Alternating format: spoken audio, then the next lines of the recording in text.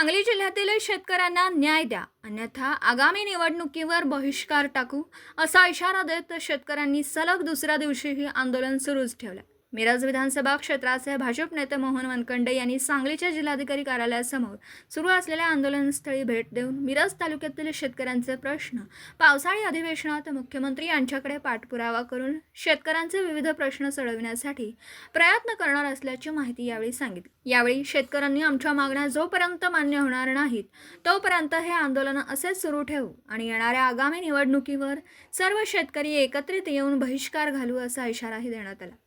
सांगली जिल्हाधिकारी कार्यालयासमोर मिरज मतदारसंघातील खंडेराजुरी शिपूर या गावातील शेतकरी बांधव धरणे आंदोलनासाठी बसलेले आहेत। आपण पाहतो की अवकाळी पडणारा पाऊस, दुष्काळ आणि चारा टंचाई या माध्यमातून शेतकरी हा पिचलेला दिसतोय आणि शेतकरी हा कर्जबाजारी होऊन आत्महत्या करताना पाहतोय आपण। आणि या शेतकऱ्यांना या आत्महत्याग्रस्तांमधून आपण जर बाजूला करायचं असेल तर माझं या शेतकरी बांधवांनी जे निवेदन दिलेलं आहे, सरकारला कळकळीची विनंती आहे की आपण याचा सहानुभूतीने विचार करून शेतकऱ्याचा 7/12 कोरा करून संपूर्ण सरसकट कर्जमाफी करावी आणि यासारखे असे विषय घेऊन शेतीमालाचा हमीभाव मिळावा। शेतकरी काबाड कष्ट करतोय, उत्पादन करतोय, पण त्या मालाला योग्य असा भाव न मिळाल्यामुळं बऱ्याच वेळेला त्याचा वाहतुकीचा खर्चसुद्धा माल घेऊन गेलेला विक्रीला त्याचा मिळत नाही असं आपण पाहतोय। त्याचबरोबर शेतकऱ्याच्या मालावरसुद्धा GSTचा कर लावला जातो आहे।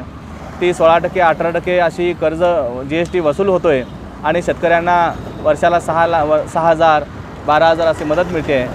की 6,000, 12,000 मदत देण्यापेक्षा जर शेतकऱ्यांच्या मालावरचा GST कर रद्द केला तर मला वाटतं आहे शेतकऱ्यांना ही आपल्याला जे काही अनुदान मिळतं आहे ते द्यायचं सुद्धा आपण बंद केलं तरी चालू शकतं आहे, परंतु GST रद्द व्हावी अशी मागणी घेऊन शेतकरी माझे बांधव इथं आंदोलनाला बसलेत। आणि सगळ्यात महत्त्वाचा शेतकऱ्याचा जो जोडधंदा आहे, पशुपालन करतो आहे, गाई म्हशी पाळतो आहे, परंतु त्याचं वाढलेला चाऱ्याचे दर, वाढणाऱ्या खुराकाचे दर आणि एवढं करून जेव्हा तो डेअरीला दर देतो, दूध घालतो त्यावेळी 27 ते 30 रुपयेपर्यंतचा दर मिळतो आहे आणि बाहेर आज मार्केटला पाहतो आहे जवळजवळ 55-60 रुपयानं डेअरीमधून आपल्याला दूध विकत घ्यावं लागतं आहे। ही मोठी तफावत आहे। म्हणजे शेतकऱ्यांच्या या मालाला दर न मिळाल्यामुळे शेतकरी आज अडचणीत आलेला आहे आणि असे हे सगळे विषय घेऊन इथले मिरज मतदारसंघातले माझे शेतकरी बांधव आज धरणे आंदोलनाला बसलेले आहेत। मी नक्कीच हे पावसाळी अधिवेशन चालू झालेलं आहे। सोमवार मंगळवारी माननीय मंत्री महोदयांची भेट घेऊन मी हे निवेदन शासन दरबारी पोहोचवेन आणि आपल्या पक्षाच्या सर्वच आमदार महोदयांना देऊन या अधिवेशनामध्ये हा विषय उचलून धरून शेतकऱ्यांचा संपूर्ण सरसकट कर्जमाफी करून 7/12 त्यांचा मोकळा करण्यासाठी मी प्रयत्न करेन। या निमित्ताने एवढं आश्वासन देतो।